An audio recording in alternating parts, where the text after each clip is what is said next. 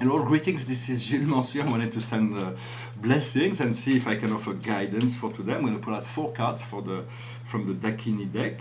The highest wisdom for us today is Soma, is the moon. It is the ability to integrate all our emotion, to be gentle and kind, and to follow the process of life, to understand that we have to go through what we need to go through in order to emerge into the light. What we need to understand is the cremation ground. It is meditation, it is the chariot, it is the vehicle of light, the light body, and it is the ability to transcend physical experience, to move into a higher plane of reality.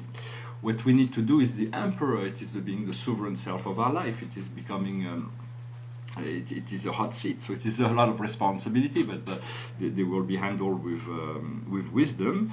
For the emperor is the spring as well, but it is the wise directions of the energy. And the general message for us today is the castle in the cloud. It is the power of imagination.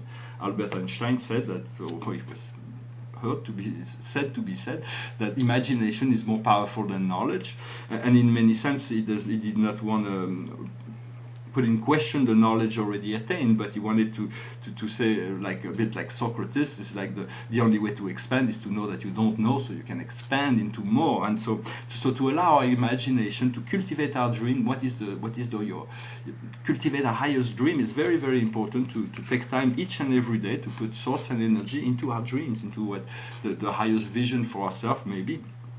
And so we have this full moon in Libra, which will be opposing the Sun and Mercury, while making a square with Saturn, Pluto, and Mars. So there's going to be a lot of tension, but those will bring some release and understanding in relationship to the social world. For humans, they're looking for this artificial intelligence, but I think they should be looking to develop their own intelligence before when you look at the state of the world, the humans have been given a lot of power in this planet, but the state of the mineral world, the way that we treat the vegetal world and the animal world, and the condition of the ecology, the ocean, the planet is polluted, and there are wars all over the place. So humans have not really been able to be a good caretaker for the planet, and there may be divine intervention if God decides that there is enough. If we reach too much of a so the main priority, I think, for all political leaders today should be the ending of war, to move into a world of peace, a unified world.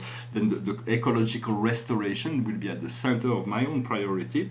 Then once we have restored the planet, we'll put more energy into its beautification, to make it even more beautiful, to build incredible temples or cities that will make people live very, very well in the future. We do want to eliminate poverty. Poverty, it's just education. For even if you do not have money, if you have a philosophical culture, you are rich no matter what. It has nothing to do with matter. It is poverty is a state of mind, and so we want to eliminate that through education, so self-empowerment. We need to change the monetary system also from a system based on lack to a system based on abundance. For we've been enslaved in many ways by a system that works through taxation, imposition, and inflation. So this is how the world is. This world cannot be shifted from a world of lack to a world of abundance in one bold step. It has to be very progressive. A lot of people working on this transition. So this will happen at some point. Because in many sense we are. In many sense, the quality of life, even the quality of a planet, when we look from outer space, is like. The vibration is usually connected to the quality of the water that is present on the planet, and here on the planet we're very, very low frequency. The quality of our water is very, very. I mean, we'd be surprised if you go to another planet, advanced planet, and look at the oceans and the water systems. They are just so marvelously advanced. So we do want to understand that is the quality of our life, our own self-empowerment as one people that will make possible this. This transformation.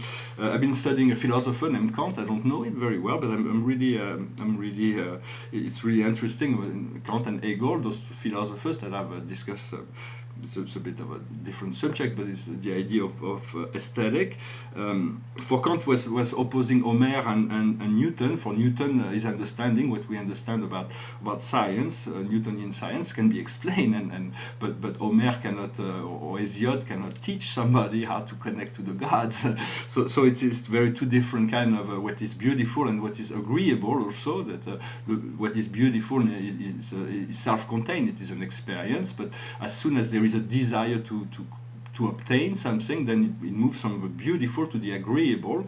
So those are interesting philosophical concepts. I'm studying it, researching it, so I can find more reference when I discuss philosophy that are already integrated, because those philosophers are already very well known. And so, well, I wish you a wonderful day. I hope you enjoyed those times. It is time for integration. Just be as light as possible in relationship to all those things, so we can flow with the flow. And life is an eternal flow that's naturally ordered and perfect. We just need to remove all those little things that prevents us from being in that total state of beingness, and then we can hope to discover who we truly are from there. Thank you very much. Wish you a good day. Namaste.